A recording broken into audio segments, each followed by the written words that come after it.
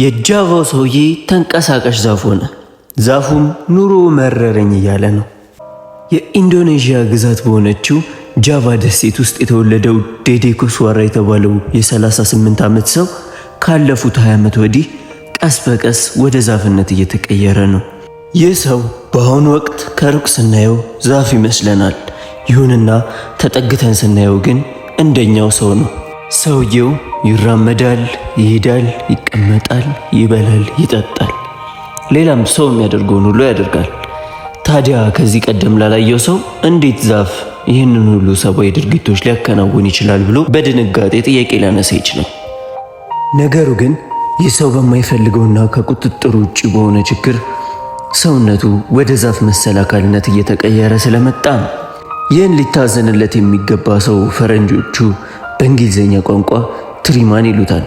አባባሉን ወደኛ ቋንቋ ስንመልሰው ዛፍ የሚመስል ሰው ማለት ነው። አንዳንድ ጋዜጠኞች ደግሞ ሃፍ ትሪ ሃፍ ማን ማለትም ግማሽ ሰው ግማሽ ዛፍ በሚል ስያሜ ይጠሩታል።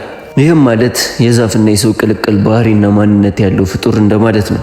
ከርቀት ሲታይ እጁ፣ እግሩ፣ ፊቱ ከዛፍ ግንድና ቅጠላቅጠል የተሰራ የሚመስለው የዚህ ሰው ተፈጥሮ ለተመልካቹ አግራሞትን፣ ለራሱ ለዴዴኮ ስዋራ ደግሞ አደገኛ ጭንቀትን ፈጥሯል። ይህ ነገር ገና መጀመሪያ እንደተከሰተ ክስተቱ ሲጀምር ፈጣሪ የላከብኝ መከራ ሁሉ በጸጋ እቀበላለሁ ሲል የነበረው ዴዴኮ ስዋራ አሁን ግን እንደ ዛፍ ሆኖ መኖር መሮኛል በማለት የዓለምን ሕዝብ እና የሕክምና ዶክተሮችን እርዳታ እየጠየቀ ነው።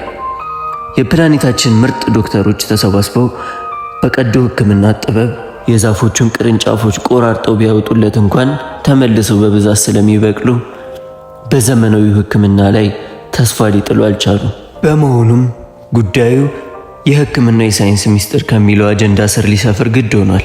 የሁለት ልጆች አባት የሆነው ዴዴ አሁን የሚተዳደረው በሰዎች እርዳታና ፍሪኪ ሰርከስ የተባለ አስቂኝ የሰርከስ አይነት ትርኢት እያሳየ በሚያገኘው ጥቂት ገንዘብ ነው። ዘንድሮስ ኑሮና ሕይወት እንደ እንቆቆ መሮኛል የሚለው ዴዴ የመላው የዓለምን ሕዝብ እርዳታና ጸሎት እየጠየቀ ነው።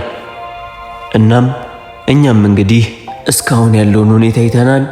ወደፊት የሚሆነውን ደግሞ አብረን የምናየው ይሆናል። ፈጣሪ ከችግሩ እንዲታደገውም ምኞታችን ነው።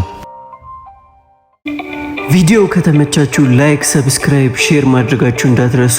መልካም ጊዜ